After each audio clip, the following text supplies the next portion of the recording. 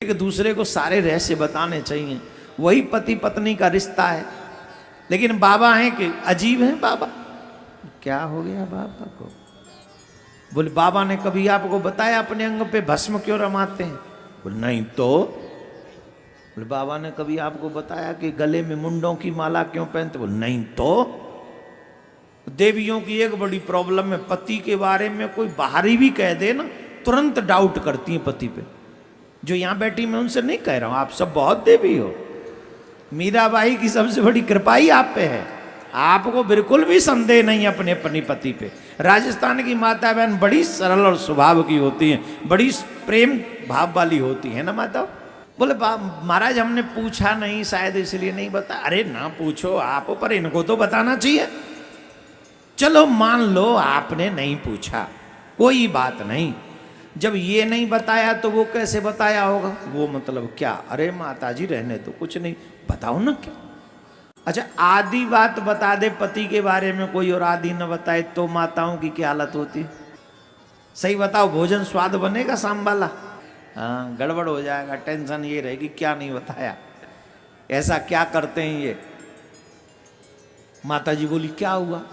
बोले नहीं नहीं, जब ये नहीं बताया तो वो तो मतलब ही नहीं बनता। बाबा बताओ ना क्या? अरे कुछ नहीं माता ही रहने दो। पर बाबा बताओ। माता जी देखो वैसे ही लोग मुझसे कहते हैं नारद घर फोड़ देता है, और मैं ये बताऊंगा तो लड़ाई होगी, फिर मेरे ऊपर बात आ जाएगी। अरे लड़ाई नहीं होगी, तुम बताओ तो सही। माता जी देखो आप कह रही हो इसलिए बता रहा हूं। बोले हाँ हाँ बताओ। बोले कभी शंकर भगवान ने ये बताया कि उनकी शादी ऑलरेडी पहले हो चुकी है। देवियों का सबसे खतरनाक इशू है ये रोटी कम खा लेंगी, साड़ी भी कम पैसे वाली पहन लेंगी, पर ये वाला जो इशू है दूसरा विवाह वाला, समझ रहे ना, ये तो मतलब कतई बर्दाश्त नहीं है। लठ लेके मुड़ फोड़ दें, ऐसा करे तलवार निकाल रहे। राजस्थान में तो तलवार की चले। राधे राधे बोलना पड़ेगा, ए धीरे नहीं जोर से बोलना पड़ेगा। तो बोले ये बात, अच्छा अब तो मां पार्वती जी भड़क गई, इनका दूसरा विवाह हो रखा है, पहले भी विवाह कर रखा है, मुझे बताया नहीं। अरे मैं तो इनको बड़ा भोला भंडारी समझती थी। ये माता जी को सूरज का सा तपन हो गया। अब नारद जी बोले बाबा जगह से पहले तुम निकलो। तो बोले नारद जी माता जी मुझे आज्ञा हो तो मैं चलूं? हाँ हाँ बोले तुम जाओ मैं देखती हूँ। गुरु जी तो गए और वहाँ शंकर भगवान विराजमान थे, समाधि में विराजमान थे। समाधि जब खुली तो बाबा का एक स्वभाव था, जैसे ही समाधि खुलती थी तो बाबा कहते थे जय राम जी की। क्या कहते थे? तो माता जी समझ जाती थी कि बाबा जग गए, तो माँ पार्वती उनको प्रणाम करने जाती थी। यही नियम था गृहस्थ का। तो बाबा की समाधि खुली, बाबा भोलेनाथ बोले जय राम जी की, लेकिन आज कोई आवाज नहीं आई उधर से। पहले तो आवाज आती थी ना चूड़ियों की, पायलों की, कौंदनी की, छम छम खन खन, पर आज तो ऐसा कोई वॉइस ही नहीं हो रहा है उधर से। तो बाबा को लगा शायद देवी जी किसी कार्य में बिजी होंगी, तो थोड़ा और लाउडली बोले मैं क्या जी जयराम जी की। नो वॉइस अगेन, कोई आवाज नहीं। बाबा को लगा कि शायद कोई बहुत ही बड़े काम में बिजी होंगी। फिर बाबा ने जोर से बोला जयराम जी की। अब आई रिटर्न आवाज वहां से, सुन लिया है, बहरी नहीं हूं। वही आ रही होगी आपकी पहले वाली।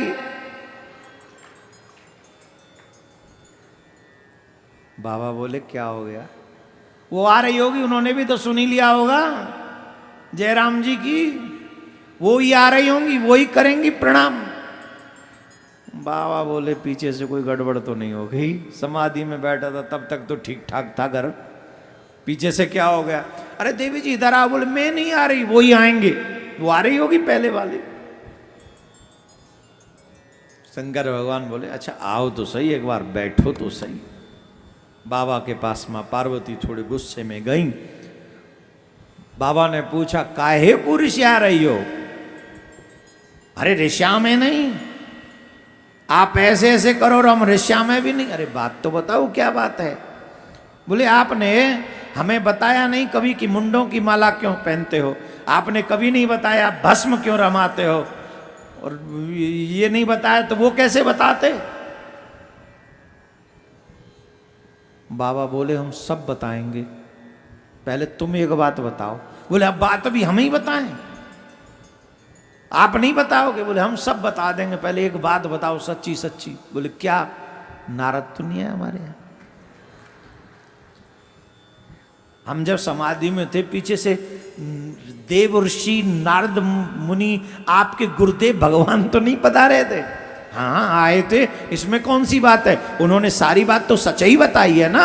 अच्छा आए थे, जय हो गुरुदेव भगवान की जय, बड़ा अच्छा किया, अब हम समझ गए। अब पूछो जो पूछना है, ये तो भगवान की बड़ी कृपा है, नहीं तो नारद जी जहां चले जाए ना वहां तो हाथों से काम चलता है।